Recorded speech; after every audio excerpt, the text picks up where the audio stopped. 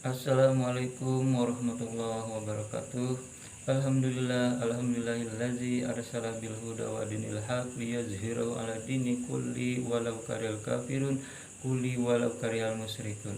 Asyhadu an la ilaha illallah wahdahu la syarikalah wa asyhadu anna Muhammadan abduhu wa rasuluh. Qala talabul ilmi rabbi sholli sholli wa yassirli amri wa uqdatam min lisani yafqahu qawli.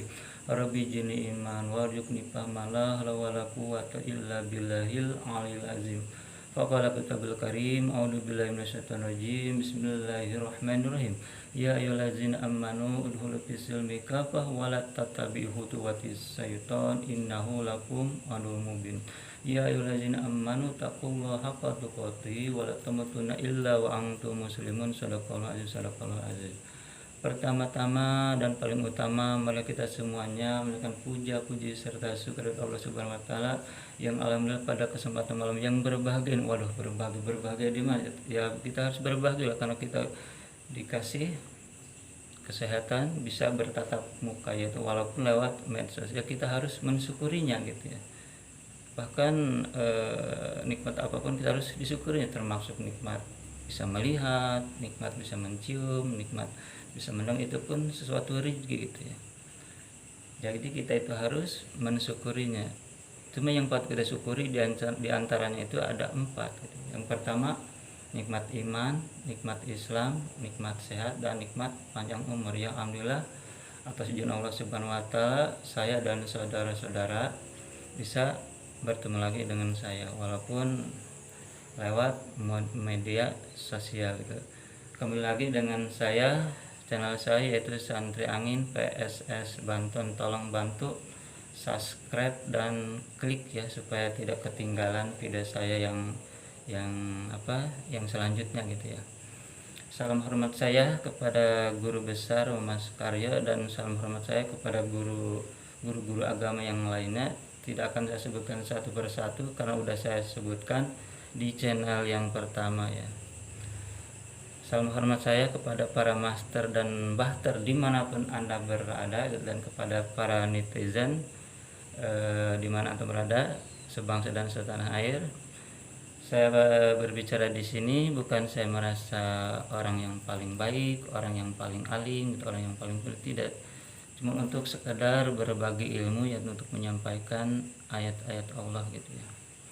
Salam serta salam juga tetap tercurah dan terlimpahkan kepada manusia yang paling terpilih, manusia yang paling terhormat, manusia yang paling mulia, manusia pilihan Allah, manusia kekasih Allah, yaitu baginda dalam kita Habibah wa Nabiyana Muhammad Rasulullah Sallallahu Alaihi Wasallam, yang alhamdulillah beliau telah membawa umatnya dari zaman jahiliyah menuju zaman Islamiyah, dari alam gelap gulita menuju alam terang menerang, dan tidak tahu menjadi tahu mana yang hak, mana yang batil, mana yang haram, mana yang halal, mana yang harus kita tinggalkan dan harus kita laksanakan ya.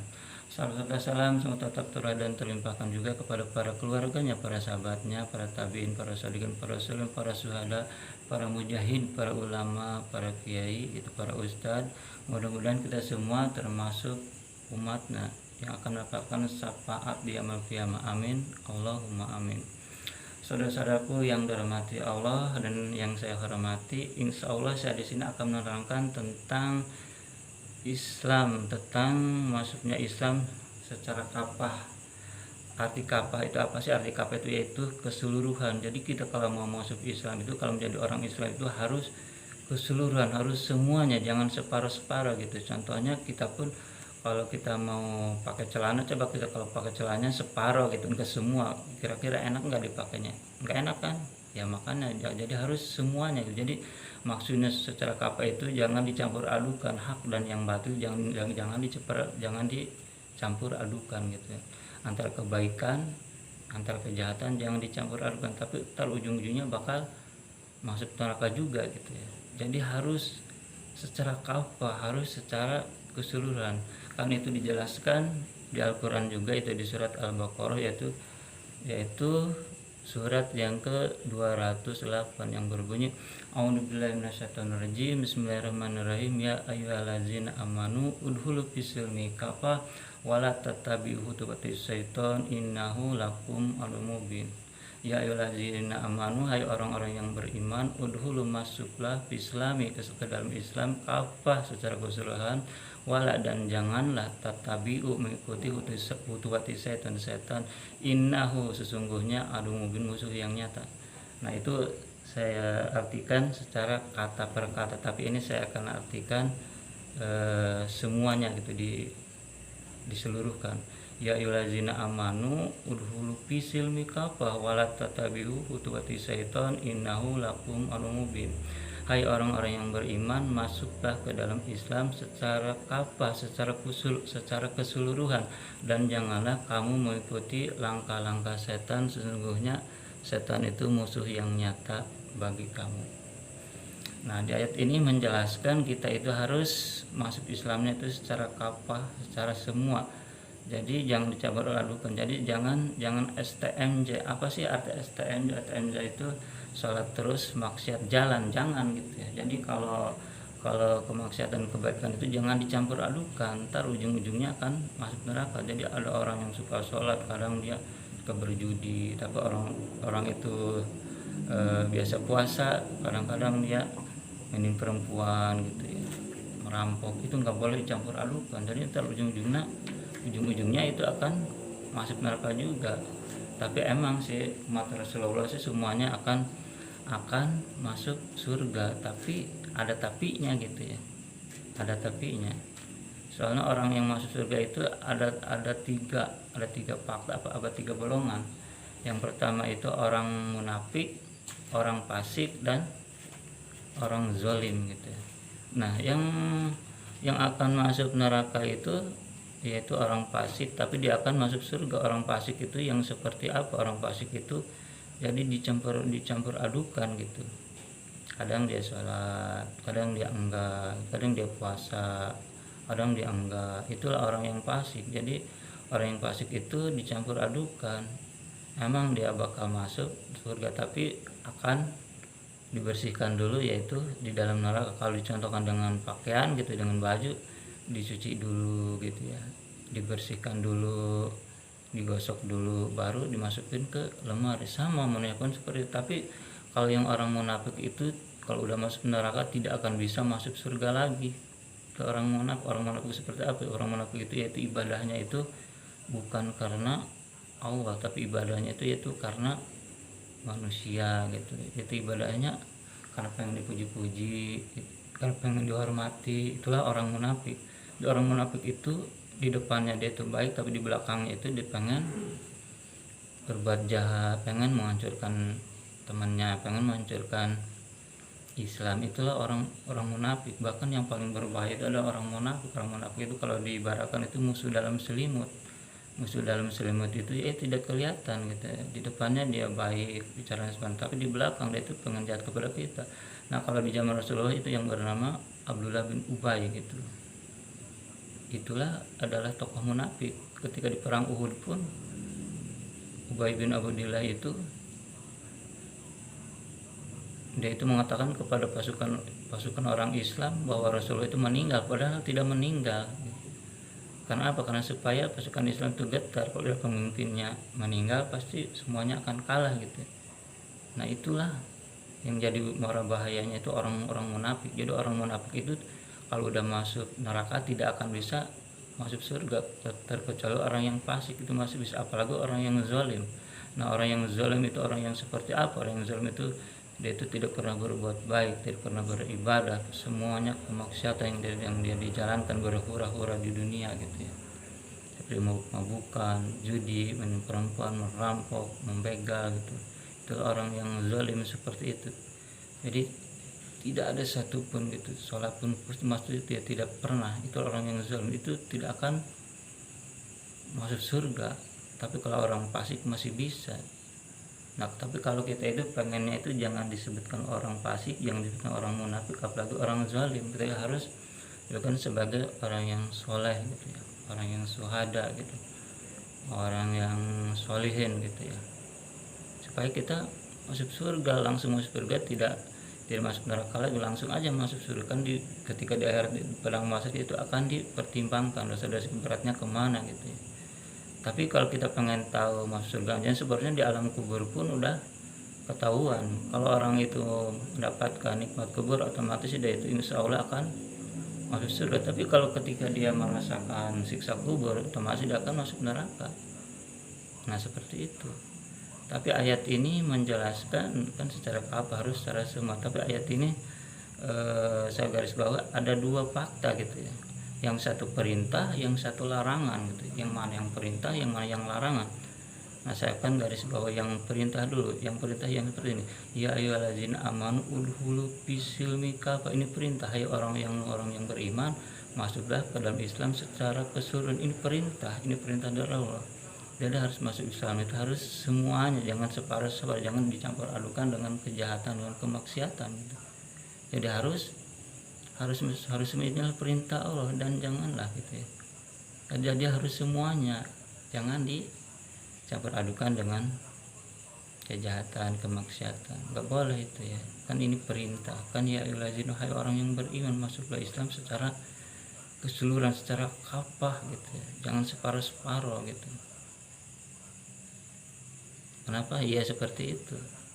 Jadi jangan dicampur adukan. Kalau dicampur adukan ujungnya akan masuk neraka dulu, walaupun kita itu akan masuk surga juga, tapi kan sakit gitu ya. Jangankan api neraka, api di dunia aja ya panasnya luar biasa itu, apalagi di neraka gitu ya. Perbandingannya sangat berbeda sekali gitu ya. Itu hukuman yang paling ringan itu yaitu siapa? Pamannya Rasulullah itu hukuman yang paling ringan di neraka. Suruh apa? Abdul Muthalib disuruh menginjak sendal doang. Sendal dari api neraka. Sekali injak saja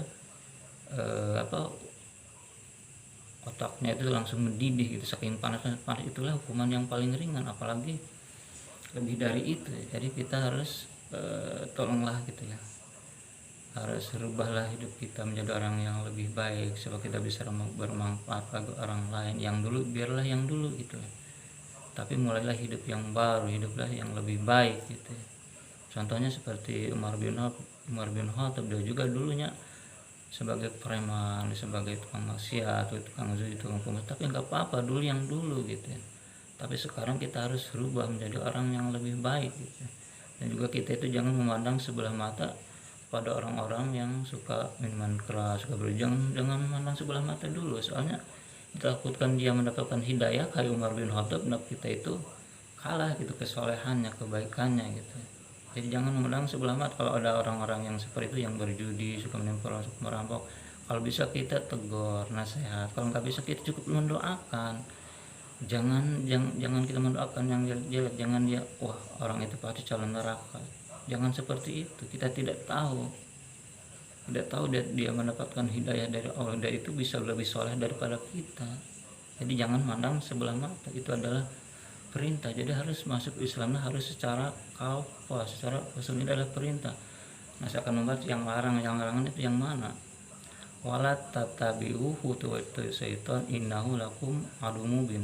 Dan janganlah kamu mengikuti langkah-langkah setan, sungguhnya setan itu musuh yang nyata bagimu. Dan jangan, dan janganlah kamu mengikuti langkah-langkah. Apa sih langkah-langkah setan? Banyak, seperti berjudi itu langkah-langkah setan, menipu itu langkah-langkah setan, berzina itu langkah-langkah setan gitu ya. Jadi koruptor itulah langkah-langkah setan, minuman keras, minuman ekstasi seperti ganja, sabu dan sejenis, itu langkah-langkah setan. Jadi jangan diikuti, itulah nggak benar gitu. Itu setan itu akan menjerumuskan kita dalam api neraka, supaya setan itu ada temannya gitu ketika kelak di neraka nanti gitu ya.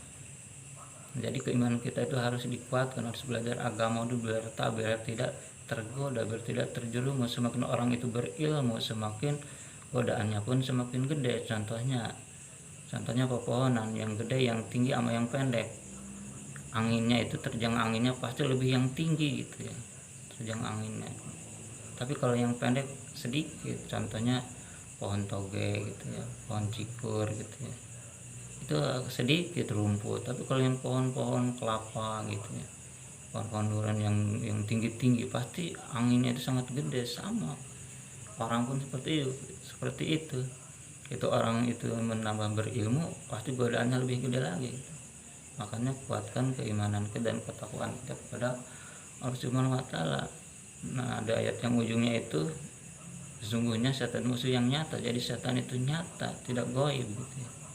Kan wala tatabi'u khutuwati syaitan, dan janganlah kamu itu mengikuti langkah-langkah setan. Sebenarnya setan musuhnya yang nyata tuh kan, setan itu nyata, bukan goib. Kalau yang goibnya itu makhluk, kalau setan itu sifat gitu ya, sifat jahatnya itu adalah setan. Setan itu adanya di diri kita, bukan bukan di hutan, bukan di kuburan gitu ya, bukan di danau, bukan, tapi adanya di diri kita. Itulah yang dinamakan musuh yang nyata.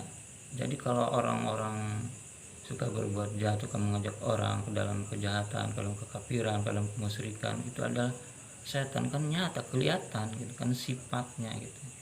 Jadi kalau makhluknya itu adalah jin pun ada yang kafir, ada yang Islam gitu.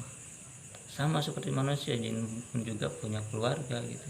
Jin juga ada yang berdakwah gitu, jin juga ada yang kafir, ada yang muslim, ada yang baik, ada yang jahat, ada yang iseng gitu ya. Sama, jadi tolonglah gitu ya, mulailah hidup kita menjadi orang yang lebih baik dan lebih bermanfaat bagi orang lain, karena sebaik-baik orang itu ketika kita bisa bermanfaat bagi orang lain.